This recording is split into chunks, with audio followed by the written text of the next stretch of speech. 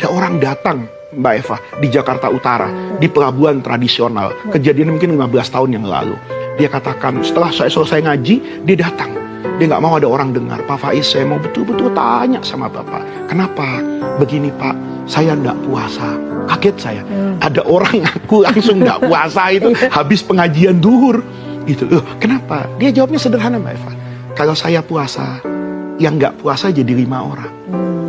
Kalau saya nggak puasa, yang 5 orang puasa.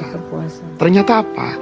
Dia hanya kuli panggul di pelabuhan tradisional yang mengangkat beban semen, Mbak Eva, ke kapal kayu hanya menggunakan kayu saja, bukan tangga.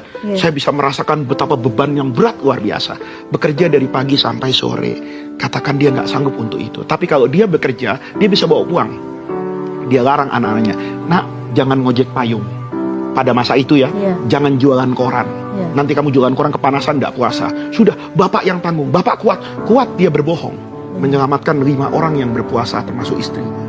Dia tidak berpuasa. Fikih itu para pemirsa tidak sesederhana yang kita bayangkan. Menjadi mufti, menjadi guru agama, menjadi kiai, itu tidak soal hitam putih dalam agama.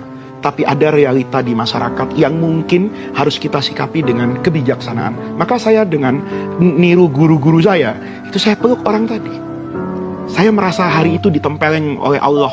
Kenapa? Di saku saya ada amplop habis ngaji itu. Saya hari itu, Mbak Eva merasa, saya jadi ustadz masuk neraka. Kok bisa ya? Saya ceramah di masjid ini bertahun-tahun. Saya tidak tahu ada jemaah yang hidupnya sulit seperti itu, sementara saya bisa pakai jas seperti ini. Hari itu saya mengatakan, ini ada kezaliman yang terjadi pada diri saya. Maka sebelum saya nasihati orang itu, saya katakan, Bapak selamatkan dulu surga saya. Kenapa bos? Saya kasih uang ini. Bapak pulang, ini uang cukup berapa hari, Bapak jangan kerja. Dia katakan, terima kasih. Itu menyelamatkan saya. Nah, soal orang itu nanti dia tidak puasa pada hari selanjutnya, itu saya serahkan kepada Allah. Kita jangan mudah Mbak Eva ya, menghakimi dan menghukumi orang. Kalau kita tidak tahu latar belakang apa yang membuat orang itu melakukan tersebut, kita tidak tahu juga peran apa yang sedang dia mainkan. Apa peran dia sedang mencari kenikmatan hidup di dunia, atau peran hanya sekedar ingin menyelamatkan nyawa anak-anaknya dengan makan. Saya cukup sering Mbak Eva tidak mau menjawab pertanyaan seperti ini. Apa hukumnya pedagang kecil yang berdagang di bulan Ramadan? Saya lebih senang Mbak Eva membahas apa hukumnya orang kaya yang hanya merasa kewajiban hidupnya itu zakat saja.